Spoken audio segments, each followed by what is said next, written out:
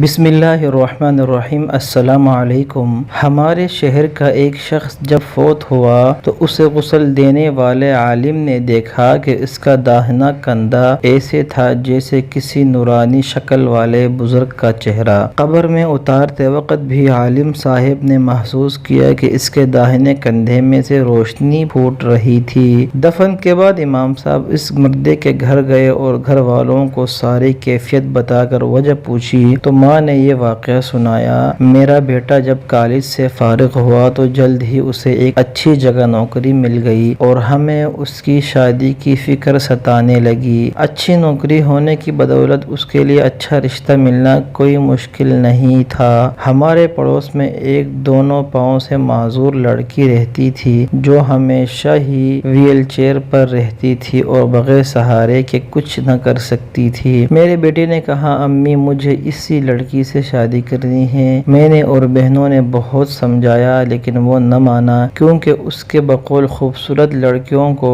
رشتے ہر جگہ سے مل جاتے ہیں لیکن اس معذور سے کوئی بھی شادی نہیں کرے گا۔ آخر کار ہمیں اپنے بیٹے کی بات ماننی پڑی اور اس کی شادی اس معذور لڑکی سے کر دی۔ وہ ہر روز اپنا ناشتہ خود بنا کر اور اپنی بیوی کو کھلا کر آفس جاتا اور واپس آ کر بھی خود ہی سب کچھ کرتا۔ اپنی بیوی کو باتھ روم وغیرہ لے جانے کے لیے وہ اسے اپنا داہنے کندھے کا سہارا دیتا تھا اور اسی لیے اس کا داہنا کندھا چمک رہا تھا کیونکہ اس نے اپنی زندگی کی آسائشیں اپنی معذور بیوی کے نام کر دی تھی۔ اللہ تعالی ہمیں بھی معذوروں کا احترام کرنے اور ان کی ضروریات کو سمجھنے کی توفیق عطا فرمائے، آمین۔